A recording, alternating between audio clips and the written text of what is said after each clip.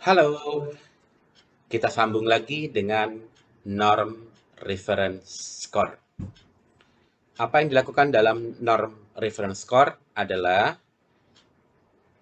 mengadministrasikan tes kepada sejumlah orang, lalu dibuatkan distribusi skornya. Jadi dalam hal ini yang perlu sangat diperhatikan adalah normatif sampelnya. Normatif sampel atau norm group adalah sekelompok orang yang representatif terhadap populasi tujuan alat ukurnya. Ini mungkin mudah untuk dikatakan, tetapi untuk pelaksanaannya agak sulit karena mungkin terkait dengan kesulitan pengambilan data atau juga waktu yang dibutuhkan atau mungkin biaya yang dibutuhkan untuk melakukan pengambilan data. Prinsipnya adalah semakin banyak partisipan yang terlibat di dalam normatif sampel akan semakin baik untuk menggambarkan universe of people. Nah, ini perlu kita identifikasikan dulu di awal. Apakah sampel yang kita gunakan sebagai normatif sampel yang nantinya akan dibuatkan norm reference score representatif. Apa yang akan dilakukan dalam hal ini, nanti kita akan membuat eh, norma dengan mengadministrasikan kepada sejumlah orang, nanti raw score-nya akan dikonversi menjadi bentuk baru. Nama umumnya, nama yang sering digunakan adalah scale score. Ketika kita melakukan norm reference score, disebut juga within group norms, yang akan dilakukan adalah melihat posisi individu di dalam kelompoknya. Kelompoknya ini dianggap bahwa karena representatif terhadap populasi, maka posisi individu di dalam normatif sampel sama dengan posisi individu di dalam populasi. Apa yang akan dilakukan dalam proses norming biasanya menggunakan dua skor dasar, yaitu persentil dan juga z-score. Kita pernah bahas persentil itu apa dan z-score itu apa, tapi kita akan terapkan lebih jauh dalam pembuatan norma. Ya, sebagai refreshment, ini adalah distribusi normal. Kalau kita perhatikan, yang warna merah tua ini adalah kurva distribusi normal. Ini kurva ideal, bentuknya simetris. Tengah-tengahnya merupakan z-score-nya 0. Kemudian angka persentase di sini adalah luas area di bawah kurva. Jadi sifatnya simetris, di mana titik tengah merupakan pencerminan dari sisi kiri dan sisi kanannya. Kemudian secara persentase yang berada di tengah itu persentasenya lebih banyak dibandingkan yang berada di ujung-ujung di ekstrim. Kalau kita lihat di sini satu standar deviasi ke kiri negatif dan satu standar deviasi ke kanan positif, itu jaraknya sama nih. Tapi satu standar deviasi antara satu dengan dua jaraknya sama-sama satu standar deviasi, tapi persentasenya berbeda. Nanti kita akan bahas ini berkaitan terutama dengan persentase gitu ya. Dan nanti persentil. Persentil dalam hal ini adalah titik di dalam distribusi di mana di titik tersebut dan di bawahnya ada sekian persen kasus. Kita balik lagi ke gambar yang tadi ya. Oke, saya ganti dulu menjadi pen. Misalkan ada seseorang mendapatkan pakai warna hitam. Ada seseorang mendapatkan nilai sama dengan min-nya. Kalau seseorang mendapatkan sama dengan nilai min-nya, maka nilai dia menggunakan z-score atau standar deviasi sama dengan 0. Nah, kalau persentilnya berapa dia? Persentilnya adalah karena 0 itu tengah-tengah, maka persentilnya 50%. Jadi kalau kita kembali lagi ke sini, persentil adalah percentage of people di bawah nilai tertentu. Nilai tertentu raw score. Jadi kalau kita katakan ada orang mendapatkan nilai sama dengan min, maka dia mendapatkan P50.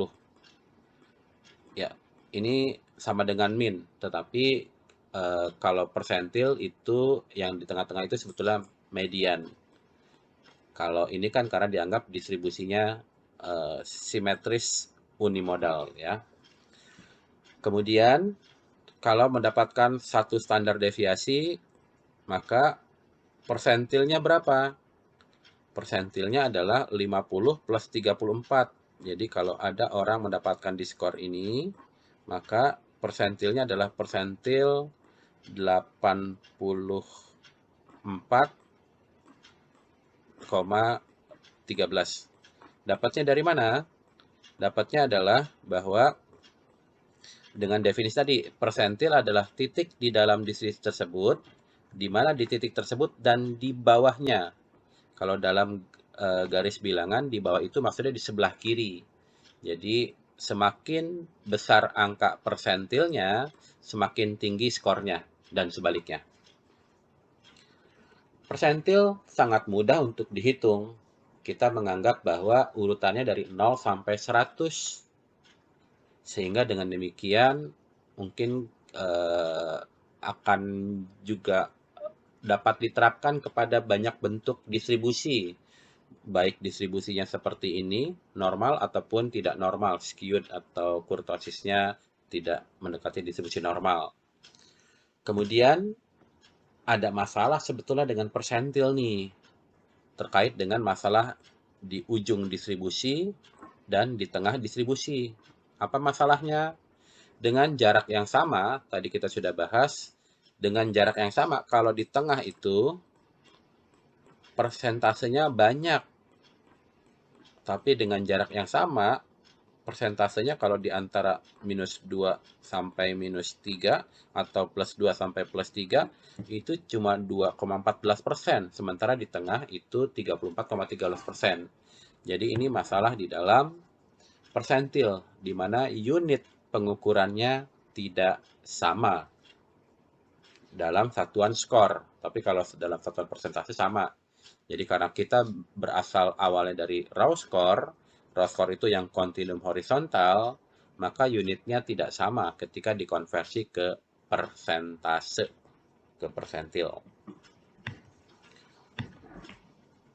Oke, sekarang kita cobakan dalam hal ini menggunakan norma yang dasarnya persentase, yaitu Stein. Kita akan coba simulasikan membuat Stein. Ya, jadi dalam hal ini, Stein itu kita lihat di sini ada nih di paling bawah. Stein itu menggunakan jarak yang relatif sama nih pada kelompok 2, 3, 4 sampai 8, di mana ujung-ujungnya ini istilah matematikanya tidak menyentuh asimptotik. Jadi ini yang ujung-ujung itu panjang sekali karena asimptotik. Kemudian apa yang akan dilakukan kalau kita punya raw score nih? Kita punya raw score, lalu kita mau buatkan menjadi Stein. Stein standar 9 berarti akan ada 9 kelompok. Ini ada angka 4, 11, 23, 40, 60, 77, 8, 9, 96. Itu didapat dari mana? Jadi ini didapatkan dari persentasenya. Jadi yang tengah-tengah itu 20 karena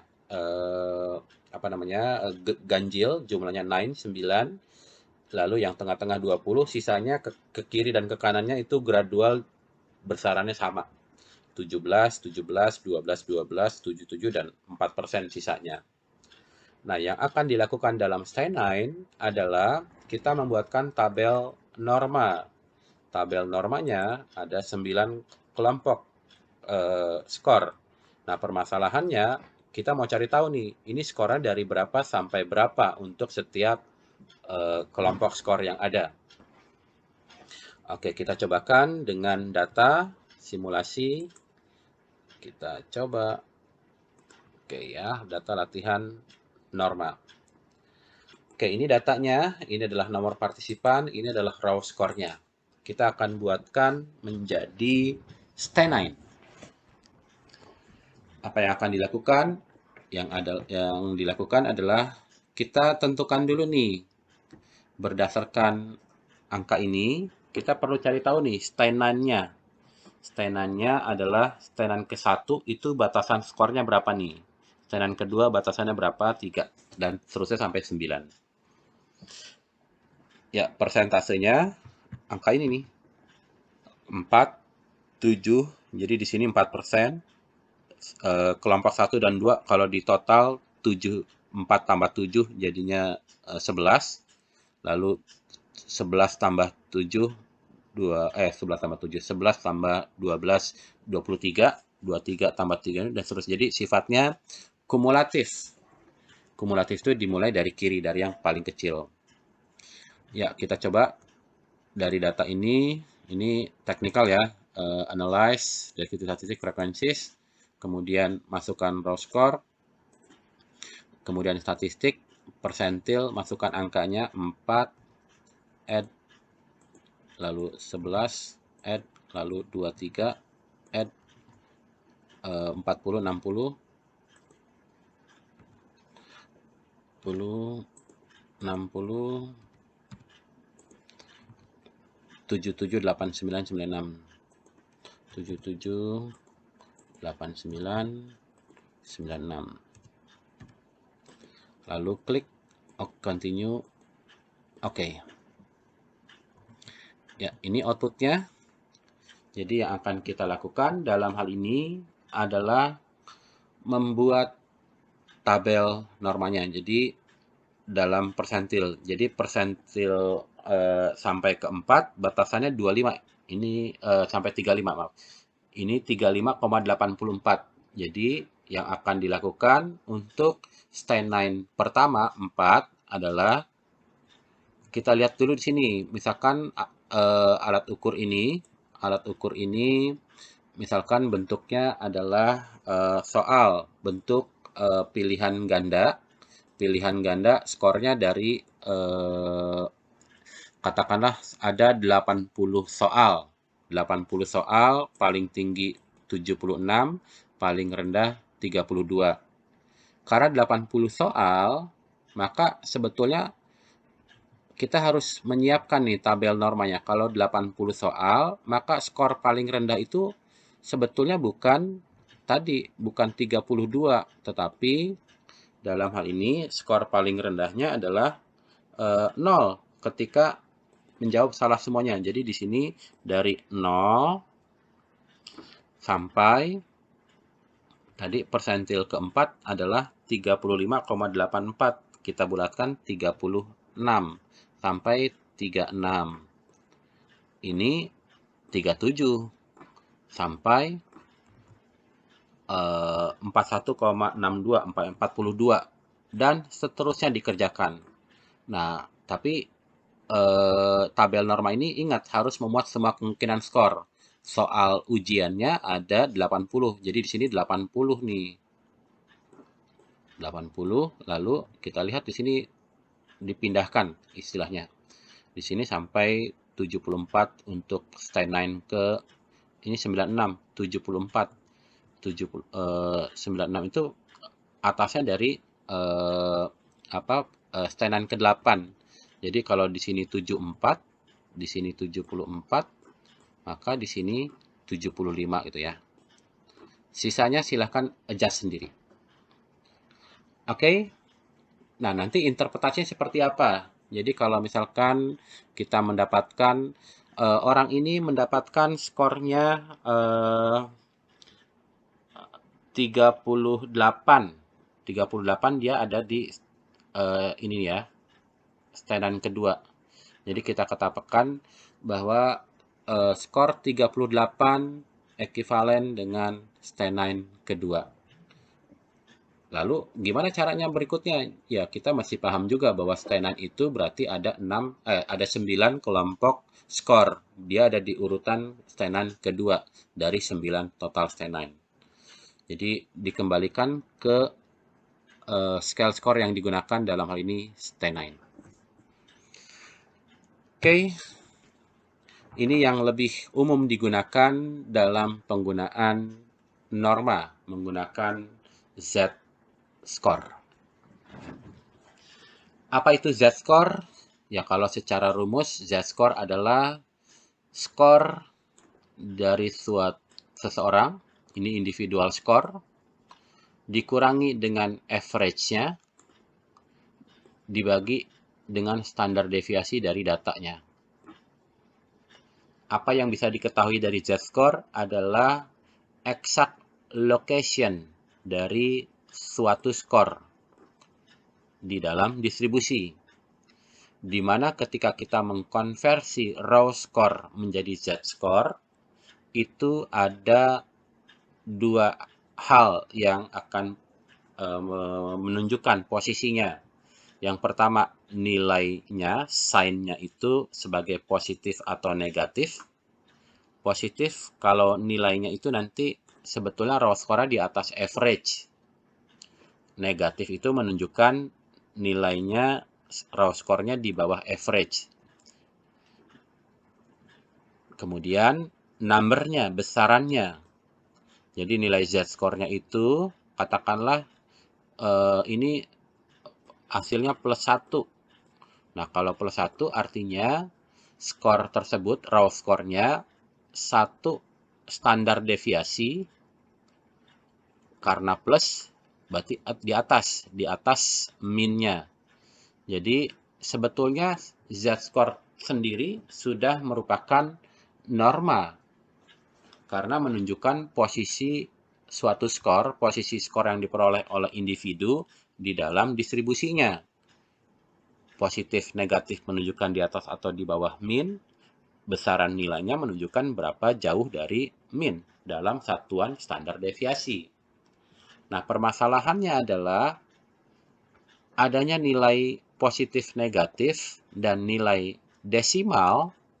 Jadi bisa saja kan ini 1, sekian itu rasanya akan riskan untuk salah baca tanda minus ataupun tanda desimalnya. Jadi perlu dilakukan transformasi dulu menjadi bentuk lain.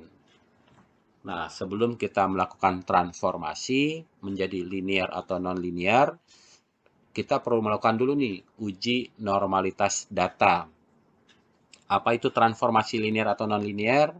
Kita coba dulu lihat apakah datanya terdistribusi normal atau tidak. Bagaimana dilakukan uji normalitas data? Kita cobakan dari sini. Jadi untuk distribusi normal, pada dasarnya bentuknya seperti ini nih, bentuk idealnya nih yang kurva merah. Tapi biasanya agak tidak memungkinkan karena ini distribusi hipotetik. Jadi kalau misalkan dalam hal ini kita ingin menerapkan pada populasi yang lebih luas, kita mesti yakinkan dahulu bahwa datanya terdistribusi normal sehingga generalisasinya bisa diterapkan pada populasi yang lebih luas yang diasumsikan terdistribusi normal. Ya, kita cobakan dulu analyze, descriptive statistik, explore, kita masukkan raw score ke dalam dependent list, lalu klik plots, normality plot with test, continue, oke. Di dalam uji normalitas data, yang akan dilakukan adalah hypothesis testing, melihat apakah data kita berbeda atau sama dengan distribusi normal. Jadi dalam hal ini hipotesisnya adalah ada perbedaan antara distribusi data dengan distribusi normal. Oke, di sini outputnya kita lihat, mungkin yang ini aja nih, stem and leaf display. Cara melihatnya, kepalanya miring kanan. Jadi ini seperti bentuk histogram itu ya. Di sini kita tidak kehilangan informasi individual. Untuk yang nilainya 30-an, ada 30-an yang dua bagian, karena 30-an ada dua, 30, 31, 32, 33, 34. Ada 30-an 4 ke bawah itu ada 3 orang, nilainya 32, 32, 34. Yang 30-an kedua 35 sampai 39. Ada 7 orang. Di sini frekuensinya. Nah, apa yang dilakukan adalah menguji hipotesis. Kita tahu bahwa di dalam pengolahan data, katakanlah menggunakan SPSS, untuk melihat signifikansi adalah dilihat untuk menentukan apakah hipotesis kita diterima atau ditolak. Ada dua uji yang biasanya digunakan, Kolmogorov-Smirnov test atau Shapiro-Wilks. Ya, terserah pakai yang mana, tapi umumnya lebih sering digunakan yang Kolmogorov-Smirnov test. Bisa juga menggunakan pembagian antara skewness dengan standard error of skewness-nya di sini nih. Jadi kalau misalkan kita dapatkan nilainya pembagian antara standard error dengan nilai skewness-nya itu 1,96 plus minus, maka dikatakan distribusi datanya itu tidak normal. Kalau di luar, lebih ekstrim dari plus minus 1,96 dikatakan tidak terdistribusi normal. Ini kalau dilihat kecil nih angkanya, 2,21 dibagi 2, ini kurang lebih ya, berarti nilainya mendekat ke 0 itu ya, sangat kecil nilainya. Jadi normal kalau hitungan sederhana. Tapi kalaupun mau lebih cepat, tidak usah membagi, dilihat di signifikansinya. Kolmogorov-Smirnovnya menghasilkan signifikansi 0,2. Artinya tidak signifikan. Tidak signifikan berarti kalau hipotesisnya berupa hipotesis perbedaan, maka kita simpulkan tidak ada perbedaan karena H0-nya diterima. Apa yang tidak beda antara distribusi data kita dengan distribusi normal? Karena tidak ada beda, artinya sama. Artinya sama, berarti distribusi data yang ini terdistribusi mendekati distribusi normal. Nah, kalau terdistribusi normal, maka transformasinya boleh linear atau non-linear sebetulnya. Karena boleh dikatakan transformasi yang menggunakan persentase tadi, contohnya yang Stein itu non-linear. Maksudnya linear atau non-linear itu apa? Jadi kalau transformasi linear, bentuk distribusinya tidak berbeda, distribusinya sama dengan distribusi raw score. Jadi kalau kita menggunakan pendekatan korelasi, korelasinya sama dengan 1. Jadi hanya mengubah satuannya saja. Tadinya satuannya raw score dengan menjadikan sebagai z-score, satuannya menjadi satuan standar deviasi. Jadi dapat dikatakan sebetulnya kalau distribusi data kita normal, cenderung biasanya lebih banyak dipilih adalah transformasi linear. Dalam transformasi linear yang akan dilakukan, kita menjadikan dulu z-score. Si raw score-nya dikonversi menjadi z-score, lalu kita kalikan dengan standar deviasi baru dengan min yang baru. Kemudian nanti ini menjadi standar score atau scale score-nya. Kalaupun mau dijadikan transformasi nonlinear, agak jarang sih. Biasanya transformasi nonlinear itu kalau distribusi data awalnya tidak terdistribusi normal.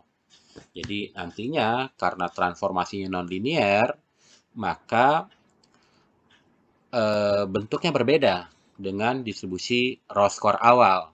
Karena transformasinya dilakukan dengan non-linear. Tadinya skor lalu menggunakan persentase. Kalau persentase kan pada dasarnya tidak menggunakan skor sebagai satuannya, tapi menggunakan jumlah partisipan di bawah nilai tertentu.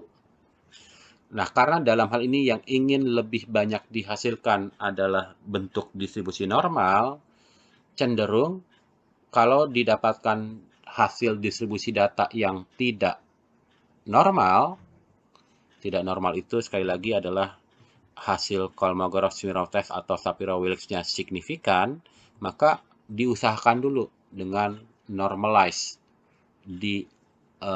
diusahakan mendekati distribusi normal. transformasi linear belum tentu menghasilkan distribusi yang menjadi normal, lebih mendekati distribusi normal, ya. Baik, sekarang kita cobakan untuk melakukan interpretasi dari raw score, nilainya 19. Kita akan konversi secara linear raw score ini menjadi bentuk baru, yaitu z-score. Dalam transformasi raw score menjadi z-score, nilai yang dibutuhkan adalah min dari raw score, kita anggap 24. Kemudian standar deviasi dari raw score kita anggap 4. Lalu dengan rumus selisih skor terhadap min dalam satuan standar deviasi, maka selisih skor terhadap min adalah minus 5. Minus 5 menunjukkan bahwa raw score yang ingin dikonversi lebih kecil dibanding min dari raw score-nya. Standar deviasinya selalu positif, nilainya 4. Jadi transformasi linear dari raw score 19 menjadi z-score nilainya adalah minus 1,25. Menunjukkan bahwa nilai yang kita konversi berada di bawah min, jaraknya 1,25 standar deviasi di bawah min. Kita akan cobakan lanjutkan transformasinya dari z-score menjadi scaled score. Dalam hal ini, masalah yang ada di dalam z-score adalah dalam nilainya ada desimal, karena satuannya kecil, dari katakanlah minus 3 sampai plus 3, dan adanya tanda negatif.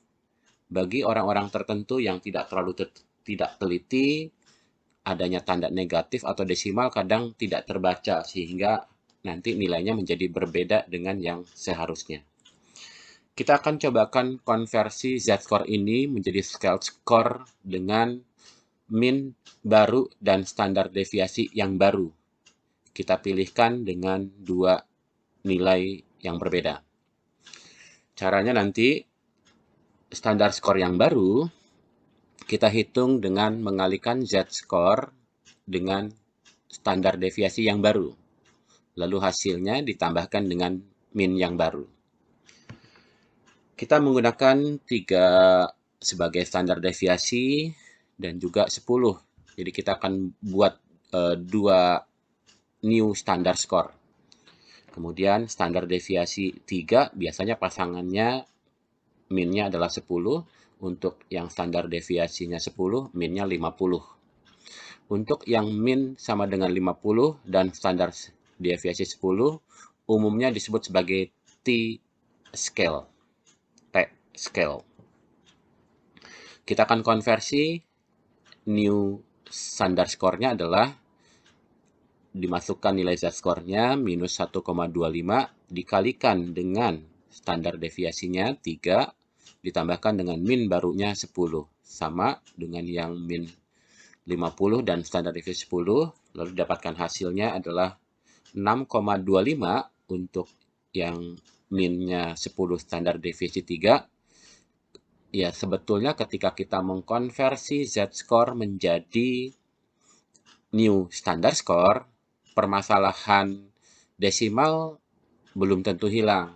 Nah, solusinya adalah dilakukan pembulatan. 6,25 dijadikan 6, 37,5 dibulatkan menjadi 38. Dua distribusi ini, min 10 standar deviasi 3, min 50 standar deviasi 10, itu 2 di antara 3 yang sering digunakan di dalam pengukuran di psikologi. Satu lagi adalah min 100 dan standar deviasi 15. Nah, pertanyaannya adalah, kalau kita menggunakan min 100 dan standar deviasi 15, maka berapakah standar skor barunya ketika nilai dari z-score-nya minus 0,125. Jadi sama seperti yang tadi, kita akan lakukan perkalian new SD-nya 15 dikalikan dengan z-score. Kemudian ditambahkan dengan 100. Biar tidak terlalu salah dalam menghitung, kita cobakan menggunakan kalkulator. 1,25 minus dikalikan dengan 15, hasilnya adalah minus 18,75, lalu ditambahkan dengan 100. Hasilnya adalah 81,25. Jadi dalam hal ini kita mendapatkan nilai 81,25 sebagai transformasi linear dari nilai 19 kemudian dikonversi menjadi z-score, lalu dikonversi menjadi standar skor yang baru dengan min 100 dan standar deviasi 15. Oke, mudah-mudahan mudah untuk dipahami. Kita akan menerapkan prinsip transformasi linear ini dengan data simulation. Saya sudah siapkan raw data. Nanti kita akan cobakan dalam hal ini membuat transformasi linear dengan min 10 dan standar deviasi 3 pada raw score 40 dan raw score 60 dari data ini, data untuk keperluan latihan. Apa yang dilakukan dalam hal ini? Ya, kita siapkan dulu tabel normanya. Tabel normanya dalam hal ini menggunakan min 10 dan standar deviasi 3. Kita siapkan saja dahulu, ini di pinggir kanan. Jadi, yang akan kita lakukan nanti adalah mengisikan tabel norma ini dengan raw score tertentu berdasarkan hasil perhitungan. Oke, jadi apa yang kita lakukan sekarang adalah kita melakukan transformasi linear dulu. Jadi dari raw score kita jadikan z-score. Tidak dihitung satu-satu karena butuh waktu lama dan juga mungkin salah. Kita akan menggunakan fitur di program SPSS, Analyze, Descriptive Statistic, Deskriptif. Masukkan skor yang ingin kita transformasikan. Lalu di kiri bawah ada Save Standardized Value as Variable. Kita klik OK. Nanti ada kolom baru yang isinya adalah z-score. Ya, mungkin ini sebagai pembuktian bahwa ketika kita mentransformasi dari raw score menjadi z-score, apakah itu transformasi linear? Jawabannya mungkin kalau secara kuantitatif bisa dilakukan dengan cara melihat sejauh mana kedua variabel tersebut berkorelasi. Jadi kalau kita korelasikan antara raw score dengan z-score-nya, kalau kita korelasikan maka hasilnya dipastikan sama dengan 1. Kita lihat hasilnya dalam hal ini korelasinya 1. Tidak ada perubahan bentuk distribusi. Oke ya, kita sudah punya z-score. Lalu apa yang berikutnya dilakukan adalah mengalihkan dengan standar deviasi yang baru, lalu menambahkan dengan min 10. Nah, apa yang dilakukan? Sudah punya z-score-nya. Kita tinggal kalikan dengan 3 dan kita tambahkan dengan 10. Oke, nanti hasilnya akan ada di kolom ini ya. Ya, transform compute variable. Katakanlah kita sebut kolomnya, variabelnya adalah min 10, SD3. Numeric expression-nya adalah nilai z-score. Kita masukkan, dikalikan dengan standar deviasi yang baru, 3. Supaya lebih yakin, kita blok lalu tanda kurung. Kemudian ditambah dengan average min yang baru, yaitu 10. Klik OK. Nah, ini hasilnya. Nah, permasalahan mengenai nilai negatif mungkin bisa dihilangkan dengan cara menentukan min dan standar deviasi yang tepat. Tapi untuk desimal sulit karena nilai z-score cenderung akan dipastikan memiliki desimal. Sehingga untuk mengatasi masalah nilai desimal, untuk hasil konversinya, scale score yang baru, kita buat desimalnya menjadi 0. Ya. Oke, lalu berikutnya yang akan kita lakukan, memindahkan hasil transformasi linear ini menjadi tabel norma. Tabel normanya yang ini, kanan kita isikan ya. Nah, ini kalau mau lebih mudah, kita melakukan sorting. Umumnya kalau di dalam tabel, nilai yang besar ada di atas. Jadi kita akan lakukan sort descending. Nah, kalau dilihat dari hasil, ini nilai paling tinggi RS-nya 16 nih. Jadi tidak sampai ke 17, 18, 19, atau 20. Jadi dengan demikian, distribusi dari raw score ini ketika dikonversi menjadi scale score yang baru tidak melebihi 16. Lalu bagaimana dengan nilai paling bawahnya? Kita lakukan sort ascending, sama nilainya 3. Ternyata tidak sampai terlalu ujung, dikarenakan dalam hal ini variabilitasnya atau z-score-nya tidak terlalu sampai ke ujung, katakanlah -3 sampai +3. Umumnya dikarenakan oleh jumlah partisipannya yang tidak banyak. Jadi variasi skornya tidak terlalu besar. Jadi kalau kita lihat di sini partisipannya hanya ada 120. Ya, bisa saja juga terutama ditentukan oleh variabilitas dari skor yang diperoleh oleh partisipan. Jadi kombinasi antara jumlah partisipan yang banyak dan variabilitasnya. Ya, jadi yang akan dilakukan dalam hal ini, jadi kita katakanlah di sini nilainya 76. Kita mesti tahu juga nih, ketika kita buat tabel norma, itu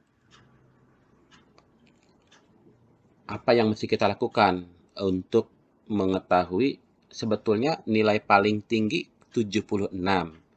Tetapi kalau soalnya jumlahnya tidak 76, misalkan soalnya ada 80 item, bentuk soalnya pilihan ganda, jawabannya benar atau salah, scoringnya 1-0, jadi raw score yang didapatkan berarti jumlah soal yang dijawab dengan benar, maka tabel norma harus memuat semua kemungkinan skor yang ada dari alat ukur. Jadi kalau soalnya misalkan jumlahnya di sini ada 80 soal, kemudian yang nilai paling tinggi adalah 76, lalu nilai paling kecil adalah 32, sebetulnya all possible score-nya adalah dari 0 ketika jawab salah semuanya, sampai nilainya 80 ketika benar semuanya. Jadi nanti solusinya adalah, kalau orang yang mendapatkan nilai skor paling kecil 32, maka scale skornya adalah 3. Jadi kalau kita masukkan di sini 32 itu 3. Kita taruh dulu ya dalam hal ini di sini untuk nilainya yang 3. Di sini nilainya adalah ntar saya ganti warnanya hitam biar mudah terlihat, ink color atau merah ya. Ya, jadi kalau nilainya dalam hal ini 3, di sini 32.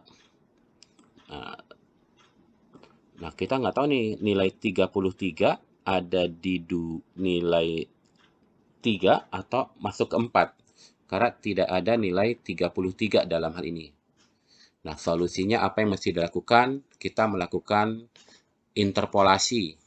Jadi yang kita lakukan, kalau kita ingin mencari nilai yang tidak ada di dalam normatif sampel, kemudian nilainya ada di antara nilai minimum dan maksimum, itu bisa kita interpolasikan. Tapi kalau di luar range datanya, misalkan di luar range datanya lebih kecil dari 32 atau lebih besar dari 76, mungkin perlu dipertimbangkan apakah sifatnya ditambahkan satu kelas interval atau diteruskan sampai habis.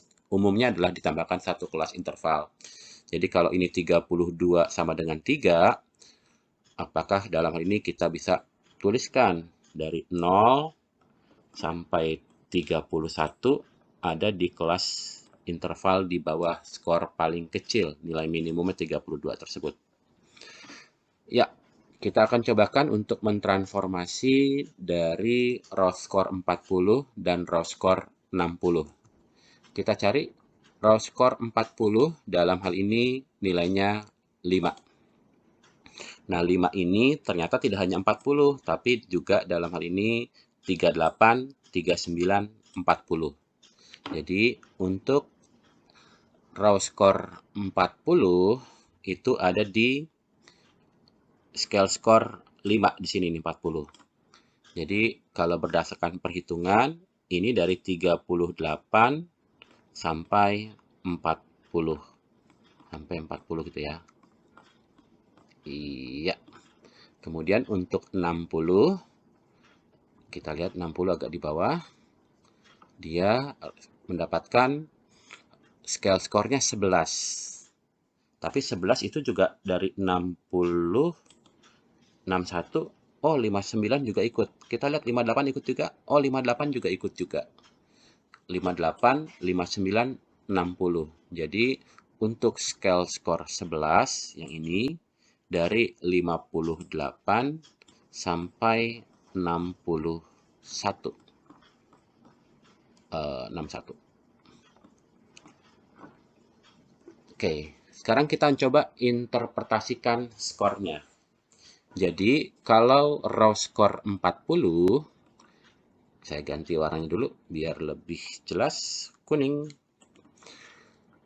Kalau dalam hal ini, warnanya belum berubah. Kalau partisipan mendapatkan skor 40, maka scale skor barunya adalah sama dengan 5. Interpretasinya adalah bahwa nilai 5 ini, nilai scale skor 5 ini sama dengan 5 dikurang 10. 10 dapat dari mana? 10 adalah new min. 10 adalah min dari scale skor yang digunakan. Dibagi standar deviasi yang digunakan, yaitu 3. Jadi kita dapatkan minus 5 dibagi 3 sama dengan, dalam hal ini 1, 2 per 3. 1, 2 per 3 sama dengan, minus sama dengan 1,67. Interpretasinya adalah bahwa pada tes ini nggak ada nama tesnya ya. Jadi misalkan tesnya dalam hal ini adalah tes kemampuan reasoning atau tes kemampuan numerikal. Ali mendapatkan raw score 40 ketika dikonversi menjadi scale score-nya sama dengan 5. Artinya Ali berada di 1,67 di bawah rata-rata populasi pada tingkat kemampuan numerikal. Oke ya, sekarang kita cobakan nih dengan yang nilainya di atas rata-rata, yaitu 60. Raw score 60, kita sebut namanya Billy, mendapatkan scale score 11. Jadi 11 dikurang 10, lalu dibagi 3. Oke, kita cepat hitung saja bahwa ini adalah 1/3 atau sama dengan 0,33. Sama dengan 0,33. Nah, 0,33 ini positif, artinya di atas rata-rata, karena rata-ratanya 10. Jadi interpretasinya, Billy memiliki kemampuan numerikal 0,33 di atas populasi. Di atas rata-rata populasi. Oke ya. Sekarang kita cobakan dengan transformasi non-linear. Referensinya adalah dari buku Urbina tahun 2004 dilihat di halaman 109. Yang akan dilakukan adalah transformasinya dikonversi dulu menjadi bentuk persentase. Jadi dari raw score, lalu dibuat kumulatif persen. Ini menggunakan tabel distribusi frekuensi. Jadi diurut dari kecil di bawah, lalu ke atas dikumulatifkan, ditambah-tambahkan, lalu dari persentase, kalau kita ubah jadi proporsi gampang. Kita cobakan dulu saja, supaya lebih terbayang apa yang dilakukan ketika kita melakukan transformasi linear. Masih dengan data yang sama, supaya tidak terlalu bingung, ini saya hapus dulu. Ini datanya, mungkin kalau mau diurut, urutannya begini awal nih, 1, 2, 3, dan seterusnya, ini nomor partisipan. Analyze descriptive statistic of frequencies. Masukkan raw score-nya. Karena kita ingin melihat distribusi frekuensi, kita lihat cukup yang di kiri bawah sini saja, display frequency table. Klik OK. Nah, ini hasilnya mungkin terlalu kecil. Ya, kemudian apa yang dilakukan? Kita melakukan pemindahan dari skornya paling kiri. Ini frekuensi menunjukkan ada berapa orang yang mendapatkan skor tertentu. Jadi 32 ada 2 orang, 34 ada 1 orang, dan seterusnya sampai bawah, panjang. Kemudian dalam bentuk persentase, ini 2 terhadap totalnya 120, 1,7%. Nah, ini yang akan kita gunakan adalah yang kumulatif persen. Jadi, kita dapatkan kumulatif persennya nih, sudah dapat nih. Lalu kumulatif persen dalam hal ini mungkin prinsip sederhananya adalah kalau angka kecil, kumulatif persennya kecil. Kalau angka besar yang di bawah, kumulatif persennya besar.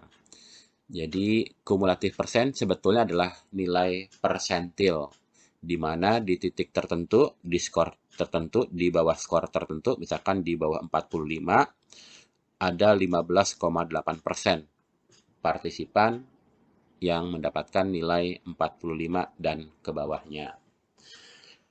Nah, untuk pembuatan norma dengan transformasi nonlinear, maka yang akan dilakukan, kita berharap untuk mendapatkan distribusi yang lebih mendekati distribusi normal. Caranya bagaimana? Caranya adalah dengan mengkonversi kumulatif proportion atau kumulatif persen bisa saja. Kemudian dicarikan nilai z-score pada distribusi yang normal. Jadi dalam hal ini untuk transformasi nonlinear itu sebetulnya bisa dilakukan pada distribusi yang terdistribusi normal awalnya. Tapi paling sering digunakan adalah kalau distribusi raw score-nya tidak normal. Karena kita ingin mengharapkan distribusinya mendekati distribusi yang normal, ada asumsi bahwa di populasi itu inginnya adalah terbukti bahwa terdistribusi normal. Lalu kita pindahkan menggunakan tabel distribusi normal. Ya, mungkin kita sudah sering baca bukunya Frederick Gravater dan Walnau, buku statistika, ada di halaman 647. Oke, kita perbesar view-nya supaya kelihatan. Oke, kita sedikit mengingat kembali apa itu distribusi normal. Distribusi normal adalah distribusi teoritis, di mana dalam hal ini bersifat unimodal, satu modus, di mana di titik tersebut, di tengah-tengahnya ini merupakan min dan juga median dari datanya. Distribusi normal bersifat simetris, di mana ketika kita tarik garis vertikal di titik min tersebut, maka sisi yang satu merupakan pencerminan sisi yang lain. Dalam perhitungan kumulatif percentage atau kumulatif proportion itu kita hitung dari kiri. Yang kecil ada di kiri, yang besar ada di kanan. Jadi, kalau dalam hal ini kumulatif percentage-nya di bawah 50%, di bawah 50% berarti di bawah median atau di bawah min karena ini unimodal simetris, maka nilai z-score-nya akan negatif karena di sebelah kiri dari nilai nolnya. Kalau misalkan persentase kumulatifnya atau proporsi kumulatifnya di atas 50%, maka nilai z-score-nya positif. Kita akan simulasikan dari beberapa skor saja. Untuk memudahkan, kita sort berdasarkan nilainya. Mungkin kita pakai samakan saja dengan output di SPSS, di mana yang kecil di atas. Ya, kita contohkan dalam hal ini skornya berapa ya? 45 deh, biar semangat 45. Ini kolom ini akan saya namakan sebagai normalized z-score. Normalized z-score. Normalized z deh. Z-nya huruf kecil ya, bukan huruf besar. Untuk memudahkan, kita pakai desimalnya 2. Ya, jadi dalam hal ini, kalau nilainya 45, berapakah z-score-nya yang normalize dari output ini? 45, 15,8. 15,8. Nah, kalau 15,8 karena tidak mencapai 50%, namanya adalah area C, Charlie, atau mungkin biar gampang diingat, C itu smaller, lebih kecil dibanding yang B, bigger. Padahal di sini tulisnya B-nya body gitu ya. Ya, C-nya adalah 15,8% dalam persentase, tapi kalau dijadikan dalam bentuk proporsi adalah 0,158. 0,518. Kira-kira berapa ya z-score-nya? Oh, ini masih kecil nih. Kita coba ke bawah dulu deh jauh. 0,518. Ini area C-nya yang ini ya. Oke, yang di tengah-tengah. Ini masih belum. Oke, 518. Ini dapat nih. Oke, jadi kebetulan pas nih di dekat judul kolomnya. Ya, walaupun ini mungkin tidak perfectly, kalau mau menggunakan interpolasi, ya mungkin agak panjang urusannya. Tapi kita anggap saja yang nilai terdekat. Nilai proporsi 0,1587 itu nilai z-score-nya 1. Nah, tapi hati-hati karena nilai persentasenya di bawah 50%, jadi di sini nulisnya bukan 1, tapi minus 1. Nilai 45 ada 2, maka ini pun juga nilainya sama. Ini 1. Kemudian kita cobakan dulu ya, selang 3 deh, 48 sekarang. Kalau 48, 23,3. 23,3 ya, karena dalam hal ini persentasenya itu membesar. Membesar itu artinya kalau dari 15 ke 23 harusnya lebih mengarah ke tengah. Lebih mengarah ke tengah, maka nilai z-score-nya akan lebih mendekati 0. Kalau tadinya 1, sekarang mungkin 0, sekian kali ya, untuk 23,3 atau 0,233. 0,233 area C. Kita cari di sini area C 233. Oke, 233. Ini kali ya yang dekat ya. 2327. Nilainya 0,73.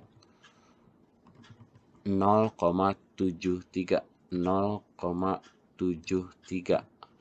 Ada 48, ada 3 orang. Nah, hati-hati sekali lagi karena nilainya di bawah 50%, jangan lupa tanda minusnya. Karena menunjukkan dia berada di bawah rata-rata. Oke, kita cobakan dengan nilai yang positif deh. Nilai positif, kalau kita lihat di sini nilai positif, ya udah deh 60 gitu ya. 60, kalau 60, 63,3. 63,3, kita lihat lagi nih di tabelnya nih. Bahwa ketika persentasenya melebihi 50%, ini yang warna apa nih shading ungu ini, maka nilai z-score-nya positif. Jadi kita kembali lagi, kalau skornya 60, 63,3. 63,3 area B, biggernya, bodinya. 63,3 berapa ya di sini? Kita di kolom B yang ini 63,3. Oh, ini ada dekat sekali nih. 0,34. 0,34 kalau dia nilainya 60, 63,3. Jadi nilainya 60. Saya lupa. Kita lihat lagi 0,34. 0,34. Oke, karena ada nilai sama, z-score juga sama.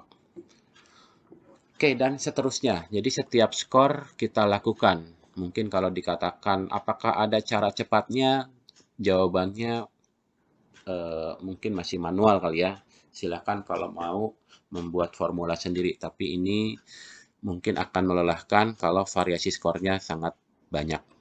Ya, kita coba lihat dulu apa yang kita hasilkan. Kita sudah mengkonversi 3 raw score menjadi normalized z-score.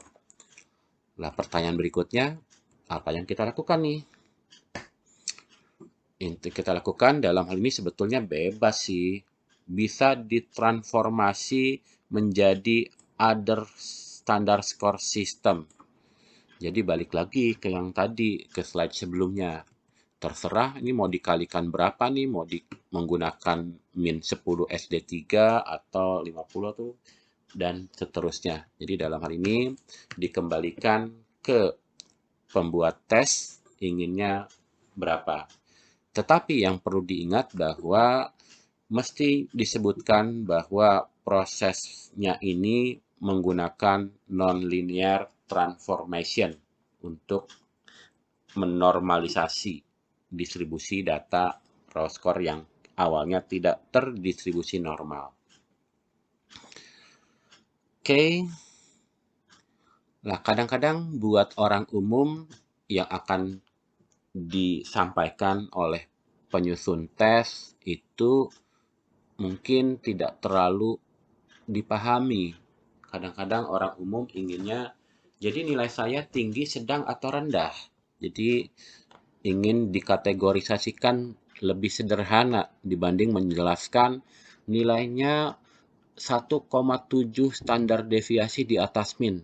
Ya, jadi dalam hal ini untuk memudahkan juga biasanya orang inginnya yang sederhana. Jadi kalaupun diminta untuk mengkategorisasikan nilainya, maka umumnya kalau kita bagi menjadi 3, lalu kita katakan kurang, sedang, atau tinggi, rendah, sedang, tinggi, maka umumnya batasan yang digunakan adalah nilai standar deviasinya. Kalau lebih kecil dibanding 1 standar deviasi, dikatakan kurang atau rendah. Kalau antara -1 sampai +1 dikatakan sedang atau cukup. Kalau di atas 1 standar deviasi dikatakan tinggi atau baik. Oke, semoga mudah untuk dipahami. Selamat mencobakan dengan data yang nanti kalian akan dapatkan dalam proses penelitian.